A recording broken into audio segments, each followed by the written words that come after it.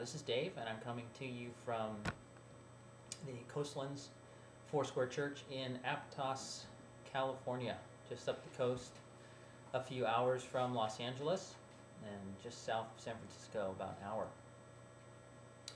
Anyways, I just wanted to just give a little intro before I turn this over to the actual presentation.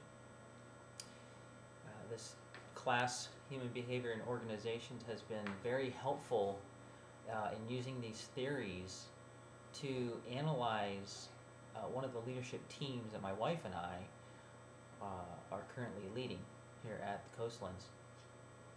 And I am very much so looking forward to applying these team dynamics to that leadership team and seeing what the Lord does through this. So anyways, I also wanted to say thank you so much to everyone in the class in these last few months, with the dialogue and with just the richness of that dialogue and the input that I've received from everyone. I can already tell that my thinking is changing and that I'm growing spiritually, and that is just a very, very satisfying feeling, knowing that.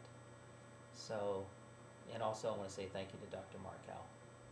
Today, before I sign off, is my 26th wedding anniversary, and just wanted to say, let you say hi to my wife here in her office. You can say hi. Hi. So anyways, I hope you enjoy the presentation, and I'll talk to you later. Bye-bye. The following is a team group analysis at the Coastlands Aptos Foursquare Church in Aptos, California.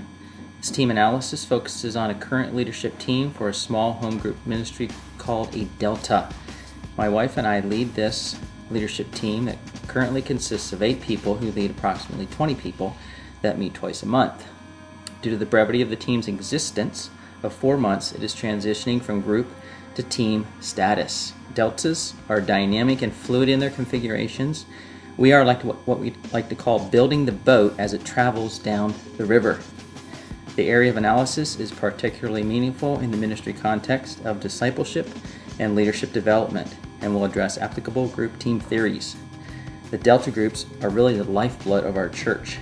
The primary goal is to identify weaknesses of team dynamics by applying organizational theory to ministry context.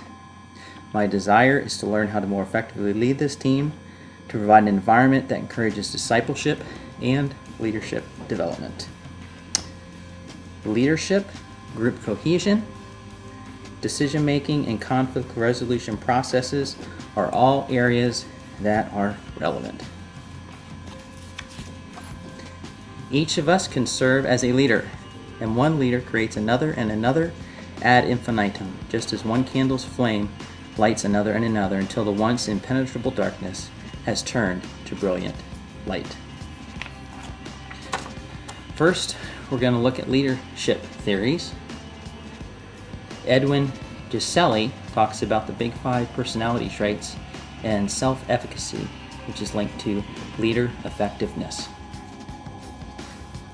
The Big 5 personality traits are integral qualities for our leadership team to develop. What's interesting about this is that they coincide in a lot of ways with what we call the STAR qualities, which is servanthood, teachable, accountable, and repentant. Recommendation for improvement is to become more purposeful with internal development of the leader team. With leader-member relations is a factor in the Fiedler contingency model that refers to the degree of confidence, trust, and respect that the leader obtains from the followers. Credibility is the foundation of leadership, from Coos and Posner, and that's from their book, The Leadership Challenge. Credibility is a must for productive leader-member relations. Recommendation for improvement is to have relationship-oriented leadership. Must trump task-oriented leadership. Path goal leadership model and path clarification. The leader's efforts to clarify the kind of behavior most likely to result in goal accomplishment. And path clarification right now is a weakness in team communications. A recommendation for improvement is to clarify for team members the goals of leadership.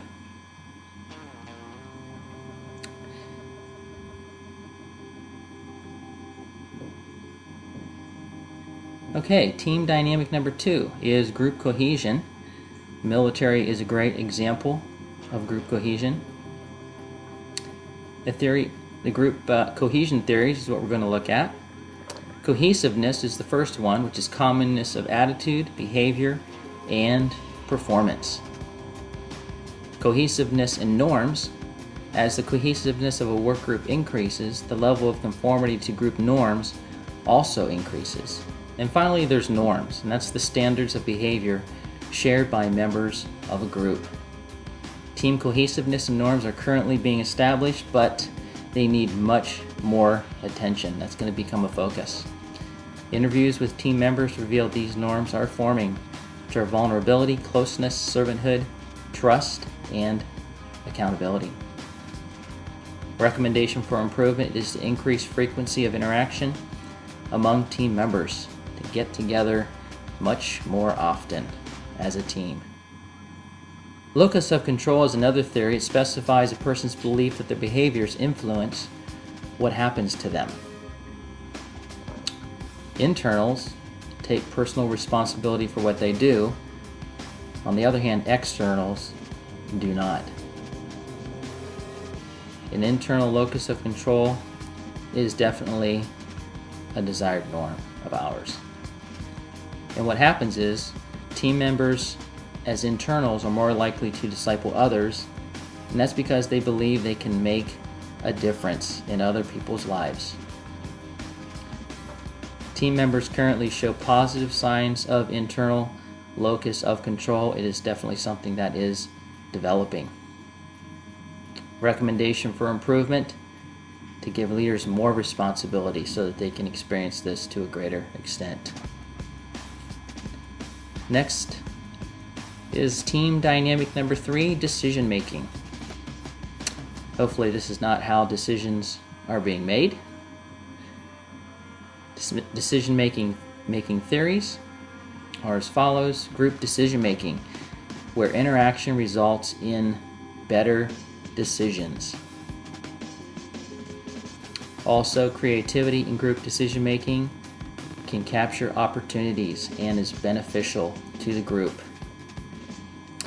This is definitely a weakness with our leaders team.